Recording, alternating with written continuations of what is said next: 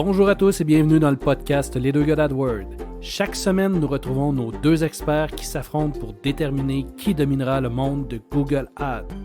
D'un côté, Jason Keenan, le magicien du 514 qui transforme les mots-clés en or. Et de l'autre, Francis Davio, le stratège du 418 qui bâtit des campagnes aussi solides que les remparts de la ville de Québec. Est-ce que ce sera la finesse de Montréal ou la stratégie de Québec qui triomphera?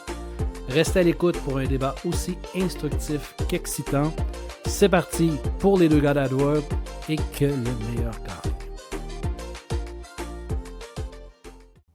Hey, bonjour tout le monde, bienvenue dans le podcast Les deux gars d'AdWord. Mon nom est Francis Davio. Je suis, un spécialiste Google dans la région de Québec, dans le 418. Des fois, ouais. Des fois. Et comme à l'habitude, je suis accompagné de Jason Keenan, le dieu Google Ads, Gentil. le gars qui sait comment dompter les clics. Comment ça va, Jason? Continue, moi j'écoutais. Hein, c'est Mon tout? Dieu. C'est tout? Voyons. C'est tout. OK. Il faut pas trop en mettre. On a fait le tour. Déjà qu'aujourd'hui, Jason, j'ai comme un goût amer dans la bouche. Ouais. Parce que ça me fait mal de le dire, mais tu es plus compétent que moi dans quelque chose. Oh! Ouais, et là, ça me fait mal. Fait que vous avez deviné tout le monde qu'on ne parlera pas de Google Ads parce que là, c'est pas là qui est plus compétent que moi. Mais on va parler des princesses de Disney. Ouais, mais j'ai une fille de 8 ans, on a fait le tour, là. On les a toutes vues. Non, sérieusement, on va se parler d'automatisation aujourd'hui, Jason, avec tes nouveaux talents. Pas si nouveaux que ça, on va s'entendre, là. Tes talents d'intégrateur Monday, Monday.com, puis comment est-ce qu'on peut intégrer des workflows avec une plateforme qui s'appelle Make, que tu commences à maîtriser. Tout ça relié à la publicité, évidemment, là, donc pour le reporting, la gestion aussi. Comment est-ce que... Fait que, aujourd'hui, je vais te poser des questions. Je veux savoir comment est-ce que tu gères tes projets au travers de Monday. Qu'est-ce que tu vas faire en termes d'automatisation, les découvertes que tu as faites récemment? Parce que c'est franchement intéressant ce que tu fais. Tu as eu la gentillesse de me montrer un peu ton workflow. J'ai trouvé ça vraiment trippant. Fait que j'aimerais ça que tu nous en parles un peu. Ben oui, donc, ça va faire plaisir. Première question, c'est quoi un workflow? Un workflow, écoute, chaque business est différent, mais un workflow, évidemment, c'est quelque chose, une action qui est prise. Normalement, ça s'appelle un trigger. Pour arriver à un certain résultat. Et c'est tout le cheminement qui est fait du trigger jusqu'à la fin. Ça, c'est le workflow et c'est automatisé. Ou on espère. C'est pas évident des fois d'automatiser tout le plus possible. Ouais. OK. Et moi, une des jobs que je fais avec mes clients, c'est que je vais aller justement mapper ce workflow-là. Donc, ça commence avec une longue discussion avec le client pour essayer de trouver c'est quoi, il est où le début de l'histoire, c'est où la fin de l'histoire, comment qu'on passe du point A, comment qu'on passe au point B. Puis c'est souvent une conversation qu'ils n'ont jamais vraiment eu. Ils n'ont jamais eu la réflexion. Et c'est juste, je l'ai fait dans mon système, puis ça marche de même, puis bon, OK. Mais c'est ça qui est le fun. C'est là qu'on commence à rentrer dans les détails, on commence à vraiment trouver des solutions à leurs problèmes, parce que, évidemment, les gens font des tâches qui sont redondantes et ne le réalisent pas. Je pourrais te poser la question, est-ce que tu as une tâche redondante que tu fais? Je ne sais pas si tu es capable de me répondre, mais normalement, les gens ont de la misère. Je peux te dire que j'ai des tâches redondantes, mais je ne serais pas capable de te les expliquer comme ça en un claquement de doigts. Là. Ça, c'est certain. Oui, c'est ça. Bonne réflexion. Ça peut être super simple comme ça peut être très complexe, mais tu peux penser, par exemple, à... moi, je reçois 10 courriels de mes clients aujourd'hui. Tous mes clients ont fait un attachement sur mon courriel. Manuellement, je vais à travers de chacun des courriels, je vais télécharger les attachements, puis je vais les mettre dans, disons, Google Drive pour mon équipe. Mais ça pourrait être automatisé. On pourrait regarder automatiquement les courriels qui sont reçus, télécharger automatiquement les attachements, puis tous les mettre dans un fichier pour toi déjà fait. Tu n'aurais jamais besoin de le faire manuellement, tu sais. Mais ça, Ces c'est des rejets-là. choses que les gens ne pensent pas nécessairement. Fait que moi, je suis là pour essayer de les aider à trouver ces genres de petites choses-là. Puis, avec le travail de Monday, qui est ma plateforme de choix, puis peut-être un petit disclaimer, je sais qu'il y a des gens qui n'aiment pas beaucoup Monday, Francis. Ça me dit rien. Mais c'est correct, c'est correct. Monday, c'est pas pour tout le monde, je ne le cacherai pas. C'est pas la solution parfaite. Puis je pense qu'il n'y a pas de solution parfaite qui existe. Non. Il y a juste une solution qui est parfaite pour les besoins actuels de la personne ou de la business.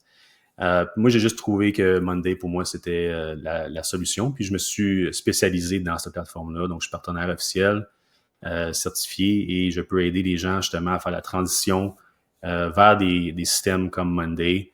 Parce que drôlement, beaucoup de clients partent de rien. Toute l'information est décentralisée. Puis de juste se retrouver dans un même système, que ce soit un CRM comme Monday ou un gestionnaire de projet comme Monday, peu importe. C'est nouveau pour eux. C'est complètement, complètement nouveau. Fait que j'aide des clients à faire ça. Donc, pour répondre à tes questions, c'est ma nouvelle spécialité. Monday en tant que tel, juste rapidement, parce que je suis convaincu qu'il y a des gens qui ne savent même pas c'est quoi. Là. On parle de Monday, c'est pas lundi. C'est vraiment un logiciel. Es-tu capable de l'expliquer? Moi, je vois ça un peu comme un méga Excel sous stéroïde. Mais tu dois avoir une meilleure explication que moi. Ben, drôlement, c'est à peu près ça. Mais l'avantage, c'est que les gens, est-ce que j'ai rencontré beaucoup de clients qui partent de fichiers Excel, d'un Google Sheet. Ils font la gestion de projet dans Google Sheet. La transition est quand même très, très, très facile à faire avec Monday. Monday, c'est une plateforme qui est très visuelle, qui ressemble beaucoup à un tableau Excel parce qu'il y a des colonnes et des rangées, c'est le même principe. Puis on remplit, donc par exemple, une tâche par rangée, puis on va mettre des informations par colonne dessus. Puis ça nous permet d'assigner des tâches à certaines personnes, ça permet d'assigner un statut, une date d'échéance, plein d'autres informations aussi que tu peux rajouter, et de garder l'information centralisée, de permettre à l'équipe de communiquer sur une même plateforme, parce qu'on peut communiquer à travers de Monday. C'est pas exactement comme un chat, comme Slack, c'est pas comme ça, mais c'est vraiment, mais quand même, on peut envoyer des messages à les équipes. Donc, c'est une plateforme qui est visuellement attrayante. Il y a beaucoup de gens qui me disent qu'ils sont allés là-dessus parce qu'ils aimaient le look. OK. Ouais. Puis ensuite, parce qu'en deuxième temps, c'était facile de transitionner vers ça parce que c'était quand même assez user-friendly. C'est une plateforme aussi qui a beaucoup d'automatisation d'intégrer dedans. Donc, c'est possible de, justement, comme on disait tantôt, de faire en sorte qu'une fois qu'une action est prise, il y a une réaction quelque part d'autre, que ce soit dans le même tableau, que ce soit dans un autre tableau. Il y a plein de choses qui sont possibles avec ça. Et ça ne fait pas tout. Il y a des choses que ça ne fait pas, mais pour ça, on a des outils comme Zapier, ou moi j'utilise Make pour venir justement remplir les manques qu'il pourrait y avoir.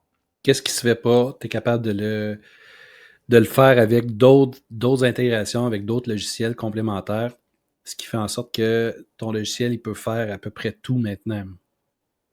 Oui, c'est ça l'idée. Il n'y a pas grand-chose qui peut pas être fait dans Make. C'est incroyable les possibilités. C'est un outil qui est quand même assez complexe. Le learning curve, il est là, ça c'est sûr. C'est pas, parce qu'en mon opinion, c'était pas comme Zapier où c'est quand même assez plug and play, je dirais, non? Mais je trouve que l'information qui est transmise à travers d'un scénario Make, et c'est super intéressant de voir ça parce que tu vois toutes les données. Tu peux manipuler le data, tu peux la transformer, en tout cas, pour moi, c'est magique. Puis j'ai fait beaucoup d'automatisation là-dessus dernièrement, non seulement pour mes clients, mais pour moi-même, qui est vraiment, vraiment intéressant. Très cool. Juste rapidement, Make, Zapier, puis toutes ces plateformes-là, es-tu capable d'expliquer qu'est-ce que c'est? Parce que je suis convaincu qu'il y a des gens qui n'ont aucune idée c'est quoi Zapier ou Make. Ouais. Je suis vraiment convaincu. Je pense que le marketing est un petit peu plus fort du côté Zapier, c'est peut-être un petit peu plus connu. Make, c'est vraiment le compétiteur. Ces deux plateformes-là, qu'est-ce que ça fait? C'est que ça vient t'aider à connecter des applications que vous utilisez à tous les jours. Donc, ils ont une liste extensive. Je pense qu'il y en a environ 6 000 sur Zapier, peut-être même plus sur Make. ça permet de faire des combinaisons puis des transferts d'informations sur différentes plateformes de façon intuitive. Puis, ça permet de connecter des choses que tu n'as jamais pensé que tu pourrais connecter. Tu sais. Pourrais-tu nous donner un exemple? Ben, tu sais, par exemple, moi, je m'en sers à mon usage personnel. À chaque fois qu'un de mes clients existants me contacte et me book sur Google Calendrier, je peux automatiquement aller créer une tâche dans mon compte Monday pour gérer la gestion de temps. Donc, avant c'était comme, OK, j'ai reçu un courriel, quelqu'un m'a booké, OK, là, il faut que j'aille dans Monday, je vais rajouter la tâche manuellement. OK, c'était quand qu'il a booké? Ah, c'est telle date. Combien de temps? Ah, OK, c'était 2 heures. Bon, là c'est tout fait automatiquement, donc je sauve énormément de temps, j'ai plus besoin d'y penser. Fait que pour la gestion de temps, c'est super. Pour la gestion des courriels, même chose. Pour la gestion de Google Ads, si on veut y aller là, c'est vraiment intéressant qu'est-ce qu'on peut faire parce que on peut aller avec Make, extraire de l'information de tes campagnes Google Ads, aller repousser, par exemple, les statistiques importantes pour vous, KPI, dans un fichier Excel. Ça pourrait être dans Monday, Airtable, peu importe. Ouais. On peut manipuler aussi l'information dans une campagne. On pourrait même aller dire il pleut aujourd'hui, donc on baisse le budget. Je ne sais pas pourquoi on aurait besoin de faire ça, mais ça serait possible. Des choses que, dans le fond, il y a plusieurs années, tu t'en souviendras, on essayait de faire ça à travers des scripts dans Monday. Puis là, on a essayé de compiler ça puis trouver la façon de le faire. Là, c'est possible de le faire avec des outils comme Make et Zapier qui vont tout automatiser dans le fond. Fait que c'est vraiment le fun. Ah, c'est impressionnant ce que ça peut faire. Puis, comme tu l'as mentionné, tu peux interagir avec un compte Google Ads directement à partir de Make. Pousser de l'information puis tirer de l'information aussi, j'imagine, dans les deux sens. Mm-hmm. Fait que pour tes rapports en presque temps réel, j'imagine, c'est génial. Tu vas chercher toute ton information, l'information que tu as besoin. Tu vas être capable de te bâtir des tableaux de bord ça à coche, comme on dit, à la coche. À la coche. Puis avoir toute cette information-là facilement, c'est des affaires qui sont pas...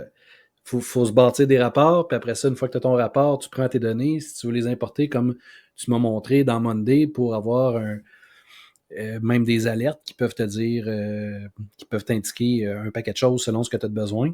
Ouais. C'est vraiment cool. Mm-hmm.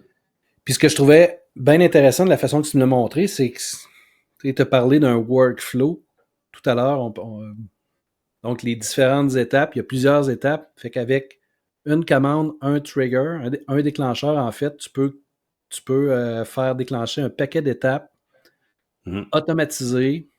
Donc, disons qu'il y a quelqu'un qui complète un formulaire, ça va t'envoyer à toi une notification. Tu vas pouvoir aller chercher les documents, les amener dans ton Drive. En même temps, rentrer toute cette information-là dans Monday ou dans ton système de gestion. Puis après ça, envoyer un courriel automatique au client. C'est toutes des choses qui sont vraiment simplifiées. Mm-hmm. Tu peux en faire plusieurs en même temps. Tu peux... fait que ça sauve énormément de temps, effectivement. Ouais. C'est ça qui me passionne, en fait, c'est de trouver justement ce workflow-là. C'est de trouver toutes les possibilités, les what-ifs. Mais qu'est-ce qui arrive si tu fais ça? Puis ça, c'est les gens, ils réfléchissent pas nécessairement à toutes les possibilités. Ils vont juste dire, moi, j'ai un déclencheur, je veux que ça fasse ça. OK, mais qu'est-ce qui se passe entre ça? S'il y a une variable qui a changé, comment que l'automatisation va réagir? Donc, il faut penser à tout ça aussi. C'est ça que moi, j'aime vraiment. Là. Ça, c'est... ça les creuser un peu plus loin, oui. Ah ouais, ça me fait triper, tu sais. Normalement, pour un client, l'histoire commence avec un lead. Ça va rentrer dans leur système. Disons que ça part du site web, ils ont un formulaire. Bon, parfait. Mais le formulaire, il est-tu intégré directement avec l'outil que tu prends pour la gestion de projet ou le CRM? Des fois, oui, des fois, non. Donc, on peut commencer déjà là. On peut dire, bon, une fois que le formulaire est rempli, envoie les informations automatiquement dans ton système. Peut-être que l'équipe marketing aime ça, pouvoir envoyer un courriel tout de suite au départ pour dire « Bienvenue, on vous rejoint dans quelques jours, etc. » Ça peut être déclenché automatiquement. Jusque-là, je pense que les gens me rejoignent, ils comprennent. Ça se fait quand même assez automatique dans certains logiciels. Et après ça va plus loin. Ça va. Qu'est-ce qu'on fait une fois que le lead est qualifié? OK, là, il y a une action qui est faite, c'est automatique, ça va dans un autre système. Est-ce que le compte existe pour ce client-là? Non, parfait, il faut créer le compte. Est-ce qu'il y a des services attachés à ce compte-là? Non, il faut créer les services. Ensuite, il y a le département de facturation qui va donner l'information suite à ça. Donc, on envoie l'information au système de facturation. Eux autres, ils vont dire, ah, moi, j'utilise QuickBooks. Bon, est-ce que le client existe déjà dans QuickBooks? Oui, parfait, on va rajouter une facture pour ce service-là du client. Il n'existe pas, il faut créer le client dans QuickBooks. Ensuite, on va créer une facture pour envoyer à ce client-là. Puis ça roule, puis ça roule, puis ça roule. Puis ça va toucher le département de marketing, ça va toucher le département de HR, la RH, excuse-moi. Ça va toucher le département de production qui va faire la job. Il y a tout plein d'informations qu'il faut qu'elles soient transmises basées sur le fait que quelqu'un a rempli un formulaire qui a été qualifié. Fait que moi, c'est tout ce workflow-là que je travaille avec les gens pour identifier. On le mappe super clairement, puis après ça, on passe à l'action, puis on s'assure que ça fonctionne sans trop de pépins. Puis c'est ça qu'il faut aussi clarifier, que des fois, les automatisations, même si on dit « set it and forget it », c'est pas nécessairement ça. Il y a certaines choses qui pourraient changer, des variables qu'on n'a peut-être pas pensé malheureusement, ou ça pourrait être une action ou une inaction de quelqu'un dans le processus du flux de travail qui a fait en sorte que ça a tout caché.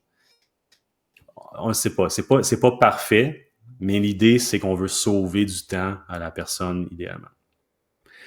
Dans le fond, il y a beaucoup de choses là-dedans. Là. Tu as énormément de travail de réflexion à faire au départ. Puis, plus que je t'écoute parler, plus je me dis, c'est pas pour tout le monde d'être capable de l'intégrer et de le faire. Là. Ça prend une certaine dextérité, ça prend une certaine expérience aussi pour monter tout ça si on veut le faire correctement. Les possibilités sont énormes, mais il faut savoir qu'est-ce qui est possible d'être fait pour pouvoir penser un peu plus loin. Ouais. De là, travailler avec quelqu'un qui est compétent et qui l'a déjà fait, qui sait comment ça fonctionne, c'est quoi les possibilités, ça change tout. Là. Je pense que ça vaut vraiment la peine. Parce que honnêtement, même si je suis un bricoleur du web, j'en ai pour des heures et des heures à essayer de me rendre là. Puis est-ce que je les ai ces heures-là? Peut-être pas nécessairement. Ouais. C'est bon de travailler avec quelqu'un qui l'a déjà fait. Ouais, ben on se permet d'avoir des meilleures pratiques aussi. Tout comme la gestion de campagne Google Ads, il y a une certaine façon qui est suggérée d'être faite, puis on le suit du mieux qu'on peut. Puis c'est souvent ça que les gens ne savent pas à l'avance, qu'ils créent des campagnes, puis c'est un peu n'importe quoi, sans avoir vraiment trop de réflexion derrière. Mais c'est la même chose quand les gens se rendent dans un système de gestion de projet au CRM, ils savent pas trop par où commencer, ils comprennent pas le logiciel et toutes les options qui sont possibles. C'est là qu'on rentre en compte parce qu'on connaît le logiciel, on connaît comment ça fonctionne, on a des années d'expérience là-dedans. Donc, on est capable d'avancer et de guider beaucoup plus facilement. Puis à la fin, ça donne un produit qui, au moins, c'est plus attirant, c'est plus le fun de travailler avec. Oui, tout à fait. Là, au moins, tu as quelque chose qui fait exactement ce que tu as besoin de faire. Oui, c'est ça. Exactement. Si quelqu'un a besoin de tes services, comment est-ce qu'il fait pour te rejoindre, Jason? On vient de rebrander. On s'appelle Make It Flow. Mon site web est dans ma petite signature ici, makeitflow.ca. Ils peuvent aller booker une rencontre avec nous. Puis ouais, on fait juste une petite appel à découverte. On veut juste parler un peu de comment vous utilisez le système, si vous l'utilisez déjà, comme Monday par exemple. Si vous voulez migrer vers Monday. On va juste recueillir des informations, voir vous en êtes où avec votre réflexion. Puis si vous décidez de travailler avec nous, ben on se lance dans l'étape de découverte qu'on appelle. Donc, on passe plusieurs heures ensemble juste pour vraiment comprendre votre processus, votre réalité de votre business. Et après ça, on passe à l'action. Puis le passage à l'action, pour moi, c'est deux choses différentes. Ou bien j'assiste les personnes en tant que consultant, ou est-ce que vraiment c'est eux qui vont faire la job. Moi, je suis juste les conseillers. Faites ci, les meilleures pratiques, c'est ça, essayez ça, etc. Ou la deuxième option, c'est vraiment que c'est moi qui viens faire tout le système. Donc, basé sur ce que j'ai appris, je vais vraiment bâtir de A à Z le système. Pas pour dire que ça ne changera pas avec le temps, parce que la business, ça change. Puis souvent, quand les gens vont rentrer dans le système, là, ils l'utilisent pour de vrai, puis ils réalisent, OK, ça marche, ça marche pas. Fait qu'il y a toujours des petites modifications à faire au cours du temps. C'est normal. Ça évolue. Ah, c'est sûr. On est dans un monde où est-ce que tout évolue vite. Oui, en ce vraiment. moment, là. Ouais. Tout à fait, effectivement. Euh, Écoute, c'est franchement intéressant. J'ai, écoute, je suis vraiment curieux de voir c'est quoi les possibilités du côté de Google, Google Ads et jusqu'où on peut pousser ça. Je pense que c'est un sujet qu'on va pouvoir ramener éventuellement là, Mhm. avec des.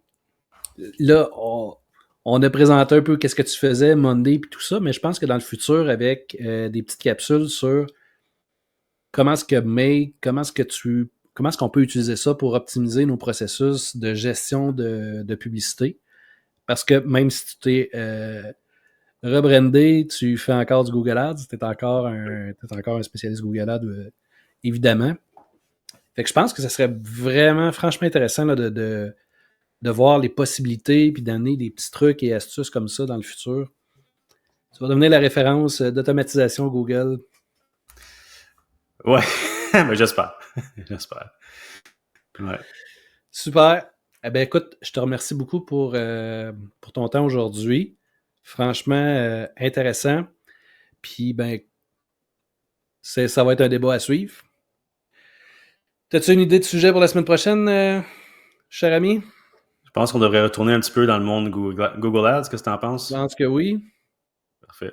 Je pense que oui. On va trouver un petit sujet intéressant, les changements qui s'en viennent, peut-être parler des cookies un peu. On verra ça. Ouais, il y a plein de nouveautés, il y a plein de choses qui s'en viennent là. Nouveaux types de campagnes aussi qu'on va vouloir expérimenter, que j'ai pas encore eu la chance de faire. Puis effectivement, la fin des cookies, Ouais. on dirait que c'est comme une saga quotidienne dans le monde techno là, depuis un an. Les choses vont tellement vite, je crois qu'on ne manquera pas d'idées de sujet. Non, exact. Ben, c'était bien cool de parler, merci. Un gros merci. On se reparle bientôt. Bonne Salut. semaine.